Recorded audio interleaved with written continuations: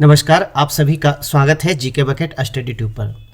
अगस्त 2024 के चौथे सप्ताह के जो भी इम्पोर्टेंट करंट अफेयर हैं उसे आज हम देखने वाले हैं और इसी कड़ी में लेते हैं आज का पहला प्रश्न।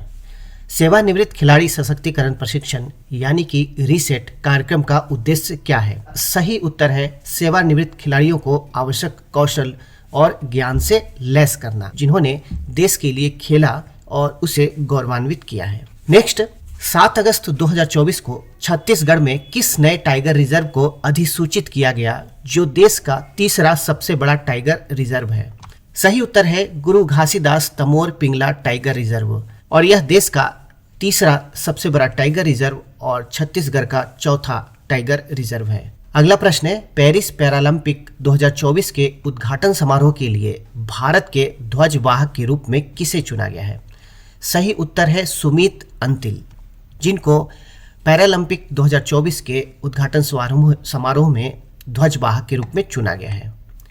अगला प्रश्न, हाल ही में पंजाब के रोपड़ जिले के निवासी 5 वर्षीय तेगबीर सिंह ने किस चोटी पर चढ़कर एशिया के सबसे कम उम्र के व्यक्ति बनने का रिकॉर्ड बनाया? इसका सही उत्तर है mount Kilimanjaro. Mount Kilimanjaro Africa का सबसे ऊंचा पर्वत है, तो यह भी आप ध्यान में रखें। नेक्स्ट है, आगामी महिला T20 विश्व कप का आयोजन बांग्लादेश की जगह अब किस देश में किया जाएगा? तो सही उत्तर है UAE। अब UAE में इसका आयोजन किया जाएगा। नेक्स्ट है, हाल ही में भारतीय वैज्ञानिकों ने एक पोर्टेबल स्मार्टफोन आधारित फ्लोरेसेंस टर्न ऑन सेंसर प्रणाली का विकास किया है जो किस बीमारी की रोकथाम में सहायता प्रदान कर सकती है? तो इस बीमारी का नाम है पार्किंसंस। भारतीय वैज्ञानिकों द्वारा विकसित पोर्टेबल स्मार्टफोन आधारित फ्लोरेसेंस टर्न ऑन सेंसर प्रणाली पार्किंसंस जैसी न्यूरोलॉजिकल बीमारियों की पहचान और रोकथाम में उपयोगी है। तो यह इंपॉर्टेंट प्रश्न है, आपको याद रखना है। नेक्स्ट है, अगस्त 2024 में भारत बायोटेक इंटरनेशनल लिमिटेड ने कौन सा एक नया सिंगल स्ट्रेन ओरल हैजा वैक्सीन लॉन्च किया है? तो इसका सही उत्तर है हिलकोल BBV131। यह भारत बायोटेक इंटरनेशनल लिमिटेड द्वारा लॉन्च किया गया है। नेक्स्ट है, अगस्त 2024 में केंद्रीय गृह मंत्री अमित शाह ने केंद्र शासित प्रदेश लद्दाख में कितने नए जिले बनाने की घोषणा की है?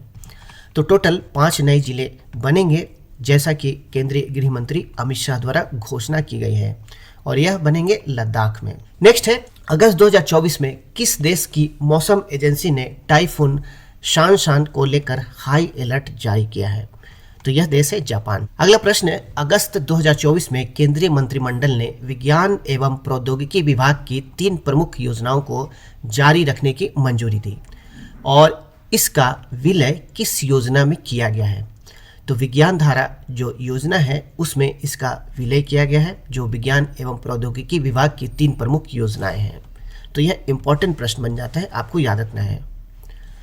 अगला प्रश्न है, भारत ने हाल ही में किस देश के साथ ग्रीन अमोनिया एक्सपोर्ट एग्रीमेंट किया है? यह देश है जापान। नेक्स्ट, अगस्त 2024 में भारत और डेनमार्क के बीच हरित रणनीतिक साझेदारी के तहत उत्तर प्रदेश के किस शहर में स्वच्छ नदियों पर स्मार्ट प्रयोगशाला की स्थापना की गई है? सही उत्तर है वाराणसी। नेक्स्ट है, 23 अगस्त 2024 को पहले राष्ट्रीय अंतरिक्ष दिवस के अवसर पर वर्चुअल रूप से कौन सी एक ई-पत्रिका जारी की गई है? इस पत्रिका का नाम है सपनों की उड़ान। तो राष्ट्रीय अंतरिक्ष दिवस के अवसर पर यह ई-पत्रिका जारी हुई है, तो इस कारण से यह इंपॉर्टेंट बन जाता है। नेक्स्ट, अगस्त 2024 में किसे पेरिस पैरालंपिक में भारतीय दल का सेफ डे मिशन नियुक्त किया गया? यह भी प्रश्न इंपॉर्टेंट है, सत्य प्रकाश सांगवान। तो पेरिस पैरालंपिक में भारतीय दल का सेफ डे मिशन इनको नियुक्त किया गया है। अगस्त 2024 में केंद्रीय गृह मंत्री अमित शाह ने अहमदाबाद में नागरिकता संशोधन अधिनियम के तहत कितने शरणार्थियों को नागरिकता प्रमाण पत्र प्रदान किए? तो इनकी संख्या आपको याद रखनी है 188 शरणार्थी। तो इंपॉर्टेंट है, आपको याद रखना है। नेक्स्ट है, पेरिस पैरालंपिक 2024 में अवनी लेखरा ने किस खेल में गोल्ड मेडल जीता है? सही उत्तर है निशानेबाजी। शूटिंग में अवनी लेखरा ने इतिहास दोहराते हुए 10 metre air rifle standing SH1 event में गोल्ड मेडल जीता है। इंपॉर्टेंट प्रश्न बन जाता है। हाल ही में किस मंत्रालय ने शी बॉक्स पोर्टल लॉन्च किया है? इंपॉर्टेंट है, महिला एवं बाल विकास मंत्रालय। तो महिला एवं बाल विकास मंत्री अन्नपूर्णा देवी ने नया शी बॉक्स पोर्टल लॉन्च किया है, जो एक केंद्रीकृत प्लेटफॉर्म है। इसका उद्देश्य यौन उत्पीड़न की शिकायतों का समाधान करके महिलाओं के लिए कार्यस्थल को सुरक्षित बनाना है। अंडर 20 सैफ फुटबॉल चैंपियनशिप का खिताब किसके द्वारा जीता गया? तो यह देश है बांग्लादेश। बांग्लादेश की टीम ने सैफ यानी कि दक्षिण एशियाई फुटबॉल महासंघ अंडर 20 चैंपियनशिप फुटबॉल टूर्नामेंट का खिताब जीत लिया है और यह पहली बार है कि बांग्लादेश ने यह चैंपियनशिप जीती है, तो इस कारण से यह इंपॉर्टेंट बन जाता है। अंतर्राष्ट्रीय क्रिकेट परिषद के नए चेयरमैन कौन बने हैं? तो एक इंपॉर्टेंट प्रश्न स्पोर्ट्स जगत में यह बन जाता है। सही उत्तर है जय शाह। तो BCCI के जो सचिव हैं जय शाह, उनको ICC के चेयरमैन के रूप में निर्विरोध चुना गया है। तो 35 साल की उम्र में शाह इस पद को संभालने वाले सबसे युवा व्यक्ति बन गए हैं। उन्होंने ग्रेग बार्कले का स्थान लिया है, जिन्होंने तीसरी बार इस पद के लिए नहीं लड़ने का निर्णय लिया था। नेक्स्ट है, रेलवे बोर्ड का नया अध्यक्ष और मुख्य कार्यकारी अधिकारी किसे नियुक्त किया गया है? इंपॉर्टेंट प्रश्न यह भी बन जाता है, सतीश कुमार। तो भारतीय रेलवे प्रबंधन सेवा के अधिकारी हैं सतीश कुमार, इनको रेलवे बोर्ड का अध्यक्ष और मुख्य कार्यकारी अधिकारी नियुक्त किया गया है। नेक्स्ट, किस बैंक ने महिलाओं के लिए अवनी नाम से एक नई बचत बैंक अकाउंट स्कीम शुरू की है? बैंक का नाम है बंधन बैंक। अगला प्रश्न है, यूनिफाइड पेंशन स्कीम जो अभी हाल ही में सरकार द्वारा घोषणा की गई, तो उस स्कीम को लागू करने वाला पहला राज्य कौन बना है? सही उत्तर है महाराष्ट्र। तो महाराष्ट्र ने अपने कर्मचारियों को यूनिफाइड पेंशन स्कीम की पेशकश की है और इस प्रकार यह पेशकश करने वाला महाराष्ट्र पहला राज्य बन गया है। नेक्स्ट है, भारत के पहले रीयूजेबल हाइब्रिड रॉकेट का सफल परीक्षण कहाँ किया गया? सही उत्तर है चेन्नई। तमिलनाडु स्थित स्टार्टअप स्पेस जोन इंडिया ने भारत के पहले reusable hybrid rocket mission RHUMI रोमी 2024 को लॉन्च किया है। तो इंपॉर्टेंट बन जाता है, आपको याद रखना है। नेक्स्ट है, डॉक्टर TV सोमनाथन ने 30 अगस्त 2024 को किस पद के लिए भारत सरकार में नियुक्ति प्राप्त की? तो सही उत्तर है कैबिनेट सचिव। तो कैबिनेट सचिव देखा जाए तो भारत सरकार में एक बहुत बड़ा प्रशासनिक पद होता है और इस कारण से यह इंपॉर्टेंट होता है। कैबिनेट सचिव भारत सरकार के प्रशासनिक ढांचे में सर्वोच्च पद है। नेक्स्ट है, भारतीय सेना द्वारा शुरू किए गए प्रोजेक्ट नमन का मुख्य उद्देश्य क्या है? तो प्रोजेक्ट नमन जो आरंभ किया गया है उसका मुख्य उद्देश्य है डिफेंस पेंशनर, वेटरन और उनके परिवारों की मदद करना। तो नमन के पहले चरण की शुरुआत की गई है और इसका उद्देश्य जैसा कि हमने देखा कि जो भी डिफेंस पेंशनर हैं उनके लिए पेंशन संबंधी जो प्रक्रिया है उन्हें सुगम बनाना और उन्हें सुविधाएं प्रदान करना। भारत का पहला संविधान संग्रहालय, संविधान एकेडमी और अधिकार और स्वतंत्रता संग्रहालय का उद्घाटन कब और कहां किया जाएगा? तो सही उत्तर है 26 नवंबर 2024 को OP जिंदल ग्लोबल यूनिवर्सिटी में। तो इंपॉर्टेंट प्रश्न यह बन जाता है, यह संग्रहालय भारतीय संविधान को अपनाने की 75वीं वर्षगांठ का जश्न मनाने के लिए स्थापित किया गया है और इसका उद्देश्य नागरिकों को संविधान के महत्व और उसके इतिहास के बारे में जागरूक करना है। नेक्स्ट है, 70वें राष्ट्रीय फिल्म पुरस्कारों में बेस्ट हिंदी फिल्म का पुरस्कार किस फिल्म को दिया गया है? तो यहाँ पर बेस्ट हिंदी फिल्म के बात हो रही है और सही उत्तर है गुलमोहर। मनोज बाजपेयी और शर्मिला टैगोर की जो फिल्म है गुलमोहर, उसे बेस्ट हिंदी फिल्म के पुरस्कार से सम्मानित किए जाने की घोषणा की गई है। इसके अलावा आपको याद रखना है कि इसी 70वें राष्ट्रीय फिल्म पुरस्कारों में बेस्ट एक्टर का अवार्ड ऋषभ शेट्टी को उनकी फिल्म कंतारा के लिए दिया गया है। तो आप याद रखें कि बेस्ट फिल्म का पुरस्कार कंतारा को दिया गया है, जबकि बेस्ट हिंदी फिल्म का पुरस्कार गुलमोहर को दिया गया है।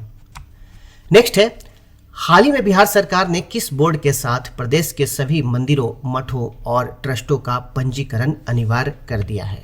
तो सही उत्तर है बिहार राज्य धार्मिक न्यास बोर्ड।